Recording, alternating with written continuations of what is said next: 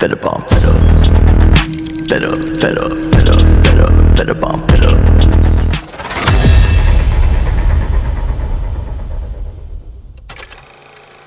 Hey guys, எல்லாரும் எப்படி இருக்கீங்க? இனி நம்ம என்ன அனிமே பார்க்க போகிறோம்னா இசெகாய் சூசைட் ஸ்குவாடோட எபிசோட் நம்பர் 3 தான் பார்க்க போகிறோம். எபிசோட்ஸ் எல்லாமே டிலே ஆகிறதுக்கு காரணம் சில பர்சனல் ரீசன்ஸ்னால டப்பிங்லாம் பண்ண முடியல. அதனால தான் வீடியோஸ்லாம் கொஞ்சம் லேட்டாக வருது. நாளிலேருந்து நான் வீடியோஸ்லாம் கரெக்டாக போட ட்ரை பண்ணுறேன். சரி வாங்க, நம்ம டைம் வேஸ்ட் பண்ணாமல் கதைக்குள்ளே போயிடலாம். எபிசோட ஓப்பன் பண்ணோடனே இந்த கமாண்டர் சேசல் வந்து பார்த்தீங்கன்னா ஒரு ஆர்மியை லீட் பண்ணிட்டு ஒரு ஃபோர்ட்டை அட்டாக் பண்ண தான் போறாரு. இவர் இருக்க கண்ட்ரியோட பேர் ராயல் கண்ட்ரின்னு சொல்றாங்க. எதிர் இருக்க ஆப்பரண்ட் கண்ட்ரியோட பேர் எம்பையர் நாடு அப்படின்னு சொல்றாங்க. அது என்னன்னு தெரியல, ஃபுல் பேர்லாம் சொல்லல. இப்போதைக்கு இந்த பேர் மட்டும் தான் சொல்லியிருக்காங்க. ஸோ நம்ம இதை ராயல், அதுக்கப்புறம் அதை எம்பையர்னு சொல்லலாம். அந்த எம்பையர் நாட்டோட அந்த ஃபோர்ட்டை வந்து அழிச்சு அதை கைப்பற்றதுக்காக நம்ம சேசல் பார்த்தீங்கன்னா ஆர்மியை லீட் பண்ணி அங்கே போக இவங்க சண்டை போட்டுட்டு இருக்கிறத மேலேருந்து நம்ம பசங்க பார்த்துட்டு இருக்கானுங்க. என்னடா இவன் இப்படி சண்டை போட்டுட்டு இருக்கான்னு. ஏன்னா இவங்க பக்கம் இருக்கிறது மனுஷங்க, ஆனால் அந்த ஆப்போசிட்ல எம்பையர் நாடு பாத்தீங்களா, அங்க இருக்கிறது பீஸ்ட் மேன்ஸ், அதாவது பார்க்கறதுக்கு ஓனா மாதிரி இருக்க மனுஷங்க, அதுவும் சூப்பர் பவர் கூடவன். வாரில் அவங்க தோக்கத்துக்கான ரீசன்ஸ் நிறையவே இருக்கு. ஏன் தெரியுமா? முதல்ல அந்த சூப்பர் ஹியூமன்ஸ் டெத், அது மட்டும் இல்லாம அது எல்லாம் விலங்கினமா இருந்தாலும் அதெல்லாம் யாரோ கமெண்ட் பண்ணியிருக்காங்க.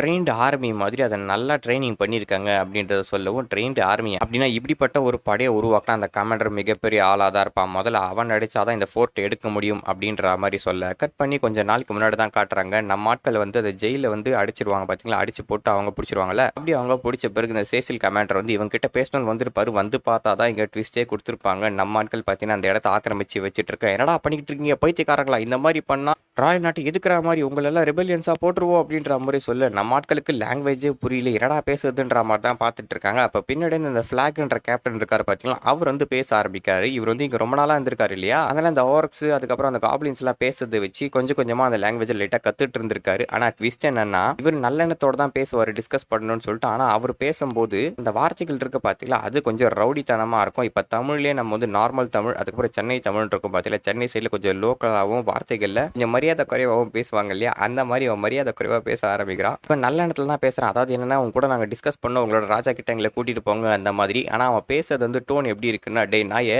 உதவாத உங்கள் தலைவர் பான் பார்த்தியா, அவங்ககிட்ட என்ன கூட்டின்னு போ, உதவாத அவங்ககிட்ட மூலையில் ஏற்றுற மாதிரி நான் எல்லா வார்த்தைகளும் சொல்லி விட்றேன் நாங்கள் யாருன்றது. அங்கே இறங்கி சம்பவம் செஞ்சு யாரும் எங்கள் முன்னாடி நிற்க முடியாது, அதனால தான் சொல்கிறேன் உங்கள் பாஸ் கிட்ட என்ன கூட்டு போன்னு சொல்லிட்டு ஒரு லோக்கல் லாங்குவேஜில் பேசுகிற மாதிரி பேசிக்கிட்டு இருக்கான். ஆனால் இவனுக்கு அது தெரியவே இல்லை. சும்மா மேலோட்டமாக அர்த்தங்களை மட்டும் புரிஞ்சுக்கிட்டு அவன் வந்து டிஸ்கஷன்ற பேரில் அந்த வார்த்தைகள் யூஸ் பண்ணி இதை கேட்டால் அவர் பயங்கரமான கடுப்பாயிரட்டு. என்ன தைரியம் வந்து என்னை பார்த்து இப்படி பேசுவீங்க, அதுவும் இல்லாமல் எங்கள் ராணியை பார்த்து இப்படி பேசுவீங்க, உங்களை கொல்றேன்டான்னு சொல்லிட்டு அவர் ஸ்வாடத்தை தூக்கி அடிக்க நம்ம ஷார்க் என்ன பண்ணோம்னா லவக்கனை அதை பிடிச்சி தின்றுவா. அட பாவி யாரா இவன்ற மாதிரி பார்த்துக்கிட்டே அவர் வந்து அந்த ஸ்பெல்லை போட்டு மறுபடியும் அந்த ஸ்வாடை வயிற்றுலேருந்து வெளியே எடுத்துடுறாரு. நம்ம ஷார்க்கோட வயிற்று வந்து கிழிஞ்சா கூட என்ன ஆகுதுன்னு பார்த்தீங்கன்னா மறுபடியும் ரீஜென்ரேட் ஆகி ஒட்டிக்குது. அம்மாலும் சும்மா இல்லை, அவனுக்கும் பயங்கர பவர் தான் இருக்குது.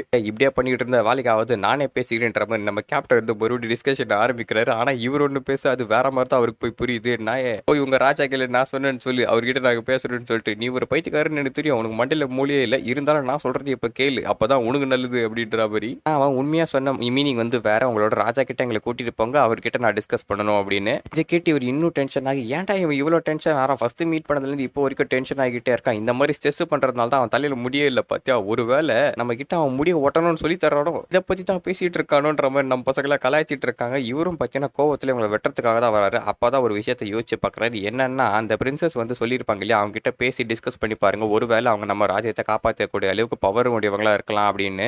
அவங்க சொன்ன ஒரே ஒரு வார்த்தைக்காக சரி வாங்க நான் அவங்களை கூட்டிட்டு போறேன் அப்படின்னு சொல்லிட்டு அந்த ராணி கிட்ட தான் கூட்டிட்டு போறாங்க. சும்மா ஒன்றும் இல்லை, கையெல்லாம் கட்டி போட்டு தான் கூட்டு போறாங்க. ஏன்னா இவங்க ஜெயில் கைதிகள் இல்லையா.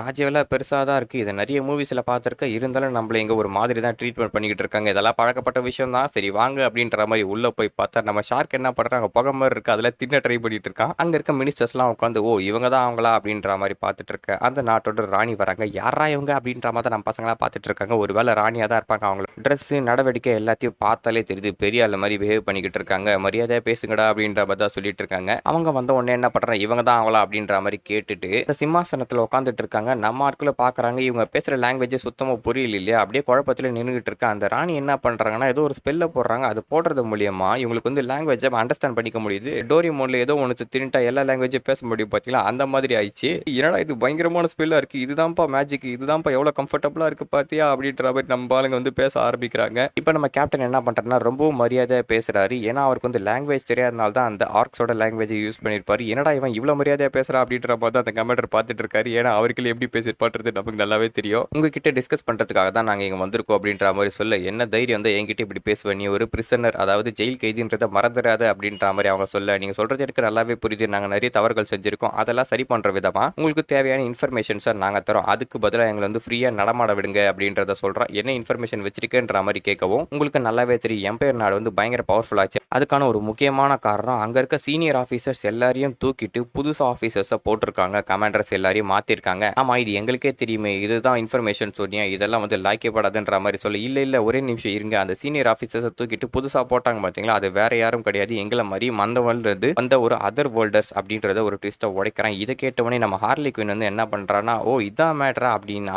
நாங்க ஒரு சூசைட் ஸ்குவாடுன்ற மாதிரி உன்னையும் சூசைட் ஸ்குவாடை தான் இங்க அனுப்பியிருக்காங்க அப்படின்ற மாதிரி ஒரு ட்விஸ்ட்டை உடைக்கிறா. என்னன்னா இப்போ நம்ம ஆட்கள் 5 பேர் வந்து இந்த பிரிசனர்ஸ் மாதிரி கூட்டிட்டு வந்தாங்க இல்லையா, அவன் கூட அந்த ஆடம்ன்ற ஒரு சோல்ஜர் வந்திருப்பான். இவங்க ஒரு சூசைட் ஸ்குவாடா தான் இங்க கூட்டிட்டு வந்திருப்பாங்க. இவங்க செத்தாலும் பரவாயில்ல, அங்க இருக்க ரிசோர்ஸை கண்டுபிடிக்கணும்னு சொல்லிட்டு இவங்களுக்கு முன்னாடி இந்த கேப்டன் அமைச்சிருக்காங்க இல்லையா, அவரு கூடயும் பார்த்தீங்கன்னா கொஞ்சம் பிரிசனர்ஸ் அமைச்சிருக்காங்க, ஒரு 5-6 பேரை. அவங்க என்ன பண்ணியிருக்காங்கன்னா அந்த கிராஷ் ஆனவனே தப்பிச்சு ஓடிக்கிட்டு இருக்காங்க, தப்பிச்சு ஓடி அந்த எம்பையர் நாடு கூட சேர்ந்துட்டு இருக்காங்க. நம்மள மட்டும் இங்க மாட்டிக்கினா எல்லாருமே செத்துட்டு தான் நினைச்ச அந்த ஜெயில் கைதிகள் என்ன பண்ணாங்கன்னா அந்த எம்பையர் நாடு கூட போய் சேர்ந்திருக்காங்க. இந்த ட்விஸ்ட்டை உடைக்கவும், ஓ அப்படின்னா இந்த பிரச்சனைக்கு எல்லாத்துக்குமே நீ தான் காரணமா, உன்னை கொல்றதுக்கு இதுவே பெரிய ரீசன் அப்படின்ற மாதிரி அந்த ராணி சொல்ல, ஒரு நிமிஷம் இருங்க, எங்களால் மட்டும் தான் அவளை தடுக்க முடியும், நீங்க வந்து எங்களோட பேச்சு கொஞ்சம் கேளுங்க அப்படின்ற மாதிரி பேசிட்டு இருக்க. பின்னாடி இந்த பீஸ் மேக்கர் என்ன சொல்றான்னா, நாங்க தவறு செஞ்சுட்டு நல்லாவே தெரியும், அந்த தவறை நாங்களே திருத்திக்கிறோம், நீங்க எங்க மேல நம்பிக்கை வைக்கிறதுக்காக ஒரே ஒரு வாருக்கு மட்டும் எங்களை அனுப்புங்க, அந்த வாரில் போயிட்டு நாங்க ஜெயிச்சு காட்டுறோம், அப்புறமா எங்களை நம்புங்க அப்படின்ற மாதிரி ஒரு இது போடுறான். எனது பிரிசனஸை வாருக்கு அனுப்புறது இதெல்லாம் வந்து சாத்தியமே இல்லை அப்படின்ற மாதிரி சொல்லிட்டு இருக்கான். அந்த ராணி என்ன சொல்றான், சரி ஓகே அப்படின்னா அனுப்புறேன். இந்த கேப்டன் இருக்கான் இல்லையா, அவனை மட்டும் பிடிச்சிட்டு என்ன பண்றான்னா, நீங்க வந்து இங்க வரலன்னா இவனை வந்து கொன்றுவேன், உங்க மேல நம்பிக்கை வைக்கணும்னா முதல்ல உங்களை நீ வந்து ப்ரூவ் பண்ணிக்கங்க அப்படின்ற மாதிரி சொல்ல, இதை கேட்ட கமாண்டர் சேசில இருந்து கத்துறாரு, ஏன் அவங்கள வந்து நம்புறீங்கன்னு சொல்லிட்டு, டே நீ தாண்டா அவங்களை கூட்டிட்டே வந்த அப்படின்னா ஒரு காரணத்தோட தான் வந்திருக்க, அவங்களுக்கு ஒரு வாய்ப்பு கொடுத்தாதான் அவங்க யாருன்றது நமக்கு தெரியும், அப்படி அவங்களோட ட்ரூ ஃபேஸ் வந்து நமக்கு தெரியும் அப்படின்ற மாதிரி சொல்றாங்க.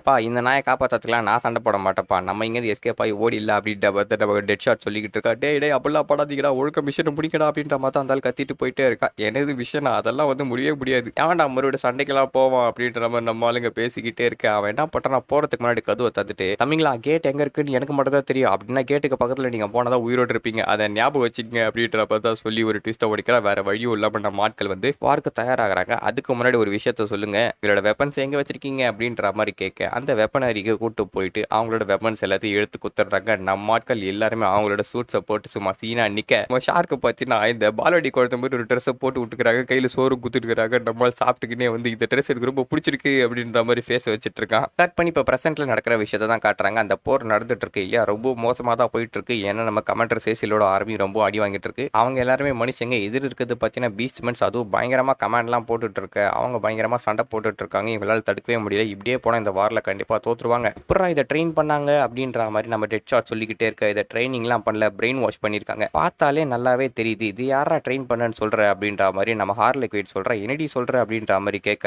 பின்னாடி பார்த்தியா நிறைய உல்ஸ் வந்து நின்று இருக்கு, அதுக்கெல்லாம் பயங்கரமா அடிபட்டிருக்கு. இருந்தாலும் அது போய் ட்ரீட்மெண்ட் பார்க்கல, அதுக்கு பதிலாக சண்டை போட்டுட்டு இருக்கு. இதெல்லாம் என்ஜாய் பண்ணி சண்டை போடுற மாதிரியும் தெரியல, அதே சமயத்தில் சண்டை விட்டு ஓடுற மாதிரியும் தெரியல. அப்படின்னா இது யாரோ பிரெயின் வாஷ் பண்ணியிருக்காங்க, ஒரு பெட் அனிமல் மாதிரி. இப்போ ஒரு நாய்க்கு வந்து நம்ம உட்காரனா உட்கார, ஓடுனா ஓடும், பிஸ்கெட் போட்டு வளர்ப்போம் இல்லையா, அந்த மாதிரி இது யாரோ வந்து வளர்த்துருக்காங்க, ஒரு பெட் மாதிரி அப்படின்றத இவ சொல்றா. ஏன்னா இந்த மாதிரி நிறைய எக்ஸ்பீரியன்ஸ் எனக்கு இருக்கு அப்படின்ற மாதிரி அவ சொல்ல. இப்போதான் நம்ம டெட் ஷாட்டுக்கு ஒரு விஷயம் ஸ்ட்ரைக் ஆகுது. ஓ அப்படின்னா நம்ம வந்து அதர் வேர்ல்டு வந்து நமக்கு முன்னாடியே ஒரு 4-5 பிரசனஸ் வந்தாங்க இல்லையா, அவங்களாம் தப்பிச்சு போய் எம்பையர் நாட்டை சேர்ந்துருக்காங்க. அதுல ஒருத்தன் தான் இதை வேலையை பண்ணியிருப்பான். இந்த மாதிரி ஒரு வேலையை பண்ற ஆளை எனக்கு ஏற்கனவே தெரியுமே அப்படின்ற மாதிரி யோசிக்க, எனக்கு தெரியுமா உன்னோட ஃப்ரெண்ட் அப்படின்ற மாதிரி சொல்ல. ஆமாப்பா நாங்கள் ஜிகிரி தோஸ்துவா, அவங்ககிட்ட போய் பேசி பார்ப்போம்னு சொல்லிட்டு அந்த கேஸ்டலோட பின்பக்கம் வராங்க. எப்படி இருந்தாலும் இந்த கேஸ்டல்லாம் இருந்ததுன்னா அதில் தப்பிக்கிற ரூட் ஒன்னாச்சு இருக்கும், அந்த ரூட்டை பிடிச்சி நம்ம முதல்ல உள்ள போவோன்ற மாதிரி பேசிட்டு தேடுறாங்க. ரூட்டு காணவே காணும். இப்போ நம்ம கிளேஃபேஸ் என்ன பண்றான்னா, இந்த கேஸ்டலை தொட்டு அங்கே ஒரு வழி மாதிரி ஒரு வராண்டி, இந்த மாதிரி உருவாக்கணும், இந்த மொத்த கேஸ்டல் நீ அழிச்சிடறேன் அப்படின்ற மாதிரி சொல்ல. என்னால் அதை பண்ண முடியாது, மாய்ஸ்டர் இருந்தால் மட்டும் தான் இதை பண்ண முடியும் அப்படின்ற. என்னடா சொல்கிறேன்ற மாதிரி கேட்கவும், ஒரிஜினலாக என்னோட பவர் என்ன தெரியுமா, என்னோட ஷேப்பை மட்டும் தான் சேஞ்ச் பண்ண முடியும், ஆனால் இந்த உலகத்துக்கு வந்த பிறகு பிறகு மற்ற விஷயங்களோட ஷேப் என்னால் சேஞ்ச் பண்ண முடியுது. அதாவது சுருக்கமாக சொல்லணும்னா என்னால் மேஜிக்கை யூஸ் பண்ண முடியுது. நீங்களும் ஃபீல் பண்ணியிருப்பீங்களே அப்படின்ற மாதிரி கேட்க இப்போ தான் நம்ம ஆட்களுக்கும் தோணுது. அவங்களும் மேஜிக் அப்பப்போ யூஸ் பண்ணியிருப்பாங்க அவங்களுக்கே தெரியாமல். என் பாடியில் இருக்க கிளேஸ் வந்து என்னால் கண்ட்ரோல் பண்ண முடியும். கிளேன்னா வந்து களிமண் மாதிரி. அப்படின்னா இந்த கல்லில் இருக்க களிமண்ணை என்னால் கண்ட்ரோல் பண்ண முடியும். ஆனால் அதில் தண்ணி இருக்கணும். தண்ணி இருந்தால் தானே களிமண்ணே வந்து இந்த குழகுன்னு இருக்கும். அதை வச்சு தான் இவனால் கண்ட்ரோல் பண்ண முடியும். அதை தான் இவன் சொல்லிக்கிட்டு இருக்கான். ஓ இதா விஷயமா? ஆனால் கொஞ்சம் வீக்னஸ் இருக்க மாதிரி இருக்கே அப்படின்ற மாதிரி டெட்ஷாட் சொல்ல, டே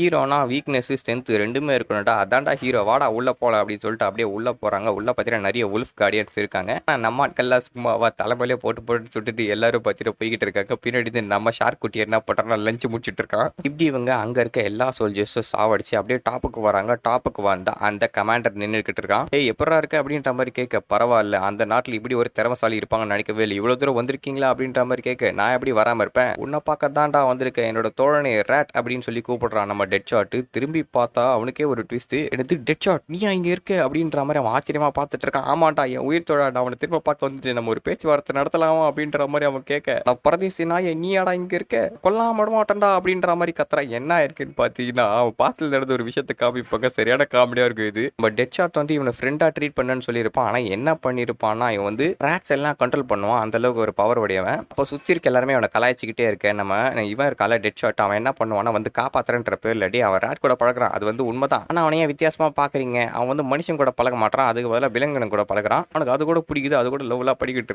நீங்க வித்தியாசமா பார்க்குறீங்க. எல்லாருக்கும் ஒரு டேஸ்ட் இருக்கும்பா. அந்த நாய்க்கு ஒரு கன்றாவியான டேஸ்ட் இருக்குதான், உண்மைதான். ஆனால் அது நீங்க எப்படி கன்றாவியா பார்ப்பீங்க? எல்லாருமே நல்லவங்களாம் கிடையாதுப்பா. எல்லாருக்கும் ஒரு சில கெட்ட விஷயங்கள் இருக்கு. இவனுக்கு அதான் கெட்ட விஷயம். ஆனால் அதையும் நம்ம அக்செப்ட் பண்ணிட்டு வாழணும்னு சொல்லிட்டு இவனே பார்த்தீங்கன்னா அவனை கலாய்ச்சிட்டு இருக்கான். சப்போர்ட் பண்றன்ற பேர்ல இவன் தான் அவனை மெயினா மொக்க பண்ணிட்டே இருக்கான்.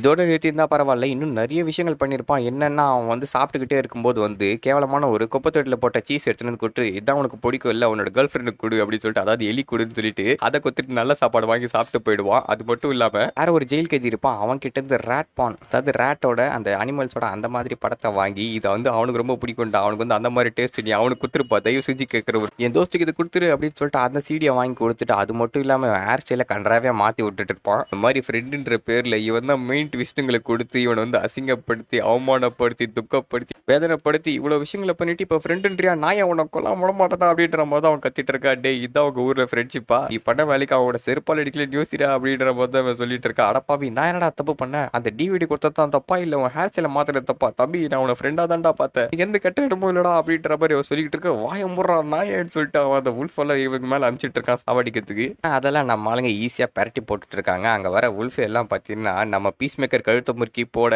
நம்ம ஹார்லிக்வின் பேட் எடுத்து மண்டையில் அடிக்க, நம்ம ஷார்க் அதை எடுத்து ஸ்நாக்ஸ் மாதிரி சாப்பிட, இப்படியே பார்த்தீங்கன்னா அங்கே இருக்க எல்லாரையும் போட்டு தள்ளிட்டு இருக்காங்க. இதில் இன்னும் கடுப்பான அவன் என்ன பண்ணுறான், அவங்க எல்லாம் சூப்பர் பவர் இன்னும் அதிகப்படுத்திடுறான். அப்படி படுத்தின உடனே அவங்க இன்னும் ஸ்ட்ராங் ஆயிடுறாங்க. இப்போ நம்ம கிளே ஃபேஸ் ஆரம்பிக்கிறான். ஒரு இடத்துல தண்ணி இருந்ததுன்னா அதை டாப்பில் தான் வைப்பாங்க. ஏன்னா தண்ணியோட ஃபோர்ஸ் வந்து மேலே இருந்தால் கீழே ஈஸியாக வரும். அதனால தான் தண்ணி டேங்க்லாம் மேலே வைப்பாங்க. அதோ இங்கே வச்சிருக்காங்களே அப்படின்ற மாதிரி சொல்ல நம்ம டெட் ஷாட் வந்து அதெல்லாம் சுட்டுட்டு அதுலேருந்து தண்ணியை வந்து கீழே இறக்கி வர்றான். இந்த தண்ணி வந்த பிறகு நம்ம கிளே ஃபேஸ் வந்து அந்த கிரவுண்டை கண்ட்ரோல் பண்ண ஆரம்பிக்கிறான். வந்து ஏற்கனவே சொல்லியிருப்பான் இல்லையா, தண்ணி இருந்தால் தான் கிளே வந்து மாற்ற முடியும்னு. மண்ணில் தண்ணி ஊற்றினா தானே அதை வந்து களிமண் மாதிரி மாற்ற முடியும். அதனால் அந்த களிமண் மாதிரி மாற்றி அங்கே இருக்க உல்ஃப்ஸ் எல்லாத்தையும் சாவடிச்சு விட்டுறான். இப்போ இந்த ரேட் வந்து நல்லா தொக்கா மாட்டிக்க பீஸ் மேக்கர் கன் எடுத்து சூட, அந்த புல்லட் வந்து அவன் மேலே படவே இல்லை. குறுக்கில் யாரோ வந்து தடுத்துடுறாங்க. வேற யாரும் இல்லை, அந்த கட்டானான்ற பொண்ணு இருப்பா பார்த்தீங்களா, நம்ம ஹார்லிக்வினை பிடிச்சிட்டு போயிருப்பாளே, அவன் வந்து இவனை காப்பாற்றி கூட்டிட்டு போயிடுறான். இதை பார்த்தா ஹார்லிக்வின் பயங்கரமாக கடுப்பாயிடுறான். யாரா இந்த பொண்ணாடா அப்படின்னு. இவங்க சண்டை போறன்ற பேரில் அந்த கேஸில் மொத்தமாக அழிச்சு விட்டுருப்பாங்க. இதை பார்த்தா அந்த கமெண்டர் சரியான கடுப்பாய் கத்த, எப்பா சண்டை தான் முடிஞ்சிச்சுல, நீங்கள் கேவலமாக போட்டது நாங்கள் நல்லா தான் போட்டோம், போ நான் பிடிச்சி குத்துடல அப்படின்ற மாதிரி சொல்ல, டே நாய்ங்களா இந்த ஃபோர்ட் வந்து எங்கள் நாட்டை சேர்ந்ததுடா, அவனுக்கு பிடிச்சி வச்சிருந்தானுங்க, நான் திருப்பி எடுக்கணும்னு பார்த்தா உடச்சி விட்டீங்களாடா, அப்பா ரிப்பேர் பண்ணி க்ளீன் பண்ணால் போகுது, மறுபடியும் புதுசாக போகுது, இதுக்கு இது கட்சிங்கிறப்போ அந்த பக்கம் அப்படின்னு சொல்லிட்டு நம்ம ஆட்கள் கிளம்பி வந்துடுறாங்க. இவங்க சண்டை போடுற எல்லா விஷயத்தையும் பார்த்தீங்கன்னா அந்த ராணியும் மினிஸ்டர்ஸும் உட்காந்து பார்த்துட்டு இருக்காங்க. பரவாயில்ல பயங்கரமாக ஃபைட் பண்ணுறாங்க அப்படின்னு. உங்களை வச்சு இந்த வாரம் வின் பண்ணலாம் அப்படின்ற மாதிரி இவங்க யோசிச்சுக்கிட்டே இருக்க. கட் பண்ணி இந்த பக்கம் அந்த ரேட் கேச்சரையும் அந்த கட்டனான்ற பொண்ணையும் தான் காட்டுறாங்க. என் பேரை பொறுத்த வரைக்கும் தோத்தவங்களுக்கு இடமே கிடையாது, அது உனக்கு ஞாபகம் இருக்குல்ல அப்படின்ற மாதிரி சொல்ல, எனக்கு நல்லாவே தெரியும், அடுத்த வாட்டி நான் கண்டிப்பாக தோக்க மாட்டேன், அவனுக்கு எல்லாரும் நான் கொள்றேன் அப்படின்ற மாதிரி அவன் பேசிக்கிட்டே இருக்கா. பின்னாடி ஒரு மிகப்பெரிய ஆர்மியை ரெடி பண்ணி வச்சிருக்கான் போல. அப்படியே இந்த எபிசோட முடிக்கிறாங்க. இந்த எபிசோடு எப்படி இருந்துன்னு சொல்லிட்டு மறக்காம கமெண்ட் செக்ஷன் சொல்லுங்க. இதே மாதிரி நிறைய இன்ட்ரெஸ்டிங்கான அனிமேஷன் நினைச்சீங்கன்னா நம்ம சேனல் மறக்காம சப்ஸ்கிரைப் பண்ணுங்க. அடுத்த வீடியோ உங்களை சந்திக்கும் மாதிரி டாடா பை பாய்.